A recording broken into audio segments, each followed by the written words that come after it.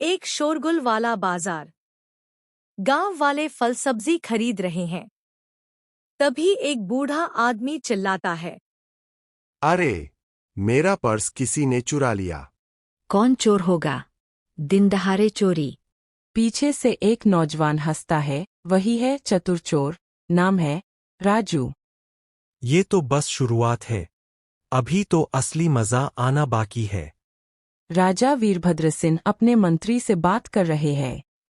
मंत्री जी, हमारे राज्य में चोरी की घटनाएं बढ़ गई है। सुना है कोई चतुर चोर सबकी नाक में दम किए हुए है।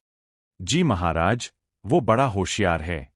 कहते हैं कि उसने अब तक 10 बार चोरी की है, लेकिन पकड़ा कभी नहीं गया। ठीक है, उसे पकड़वाना ही होगा। एक घोषणा करवा दो, जो भी चतुर चोर को पकड़ कर लाएगा उसे 10 सोने की मुद्राएं इनाम में मिलेंगी। अरे वाह, अब तो राजा खुद मुझे पकड़ना चाहता है। चलो, अब उन्हें मेरी असली चालाकी दिखानी पड़ेगी। लेकिन भैया, अब क्या करेंगे? अब चोरी करेंगे, सीधा राजमहल से। राजू पेड़ पर चढ़कर महल की दीवार लांघता है। धीरे से खजाने के कमरे में जाता है, कुछ सिक्के निकालता है और पीछे एक पर्ची छोड़ देता है। पर्ची पर लिखा, मैं आ चुका हूँ। ये तो बस ट्रेलर था। चतुर चोर। अगली सुबह। राजा गुस्से में। क्या? फिर चोरी हो गई? और वो पर्ची? ये तो सीधा हमें चुनौती दे रहा है। सुनो, सुनो, राजा ने आदेश दिया है, चतुर चोर को पकड़ने के लिए अब खास भोज रखा जाएगा। सभी आमंत्रित हैं, खासकर वो जो खुद को चालाक समझते हैं। लोग पंक्ति में लगते हैं। राजू भी भेष बदलकर आता है। ध्यान से देखो, कोई असामान्य हरकत दिखे तो पकड़ लो। कुछ तो गड़बड़ है, पर ये मौका छोड़ना नहीं चाहिए। राजा जानबूझकर अपने ताज को एक मेज पर रखता है और नजरें इधर-उधर करता है। राजू धीरे से वहां जाता है और ताज के नीचे एक नोट छोड़ देता है। ताज तो बहुत भारी था महाराज, लेकिन आपकी चाल बहुत हल्की। चतुर चोर। बस बहुत हो गया। तुम कौन हो? मैं ही हूं वो चतुर चोर। पकड़ो इसे। रुको, पहले मेरी बात सुनो। मैं कोई सामान्य चोर नहीं हूं। मैंने कभी किसी गरीब का सामान नहीं चुराया, सिर्फ अमीरों की अकड़ उतारी है। मतलब? जिस बूढ़े का पर्स चोरी हुआ था, वो असल में एक रिश्वतखोर था। मैंने उसकी रकम गरीबों में बांट दी। राजा कुछ देर सोचते हुए। तुम्हारा दिमाग तेज है। अगर तुम इसे अच्छे कामों में लगाओ तो राज्य का भला हो सकता है। तो क्या आप मुझे माफ कर रहे हैं?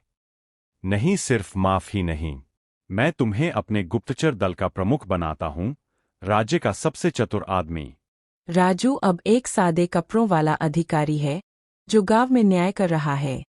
भीड़ खुशी से तालियां बजा रही है। देखो, वही चोर अब राजा का आदमी बन गया और अब हमें चोरों से बचाता है। राजू मुस्कुराकर।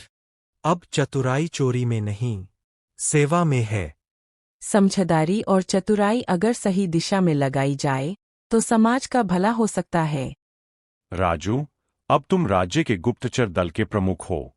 तुम्हारा पहला काम हमारे मंत्री की ईमानदारी की जांच करना है। मंत्री जी की? मुझे शक है कि वो गुपचुप रिश्वत लेते हैं। ये काम तो बड़ा मजेदार होने वाला है। रात को राजू भेष बदलकर मंत्री के पीछे पीछे चलता है। मंत्री एक सुनसान कोठरी में घुसते हैं। लगता है मछली जाल में फंसने वाली है। अंदर से आवाज आती है, तुम्हारी 50 स्वर्ण मुद्राएं कहाँ है? अगली बार किसी को पता न चले।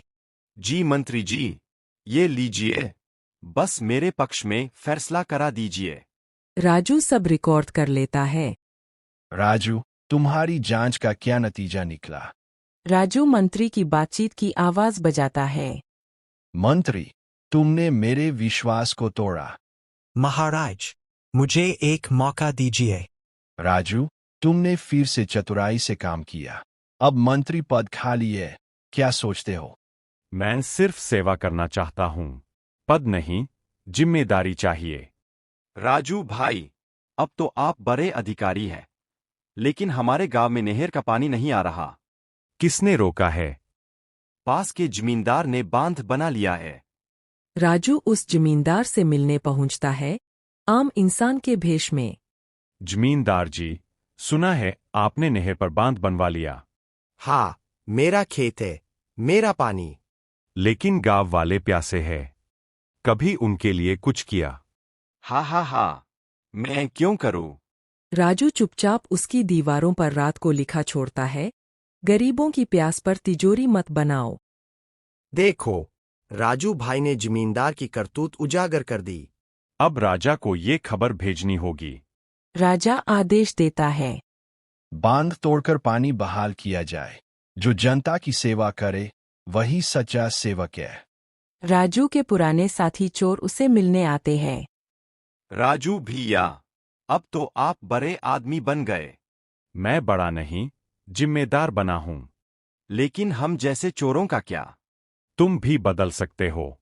आओ, गुप्तचर दल में शामिल हो जाओ। सच में? हाँ, चोर की चाल अब देश के काम आएगी। राजा के दुश्मन, एक दूसरे राज्य का राजकुमार, महल में साजिश रचता है। वो एक नकली साधु बनकर महल में प्रवेश करता है। हे राजा, कल्याण हो। मैं भविष्य देखता हूं। आपको इस महीने चतुर चोर से खतरा है। राजू शक में आ जाता है। राजू नकली बाबा के झोले की तलाशी लेता है और एक चिट्ठी पाता है। चिट्ठी में लिखा, राजा को भ्रमित करो और खजाना लूटो। आदेश, राजकुमार विक्रम। तो यह बाबा नहीं, भेष बदला हुआ जासूस है। राजू बाबा को राजा के सामने पेश करता है। वाह राजू, तुमने फिर से राज्य को बचा लिया। आज मैं राजू को राज्य रत्न की उपाधि देता हूँ। एक चोर से एक नायक तक का सफर कोई आसान नहीं था। महाराज, ये सम्मान मेरे लिए नहीं, उन सभी के लिए है जिन्होंने मुझ पर विश्वास किया। चतुर चोर जिंदाबाद। अब हमारे रक्षक है। हर इंसान के अंदर अच्छाई होती है, बस उसे सही दिशा में मोड़ने वाला चाहिए।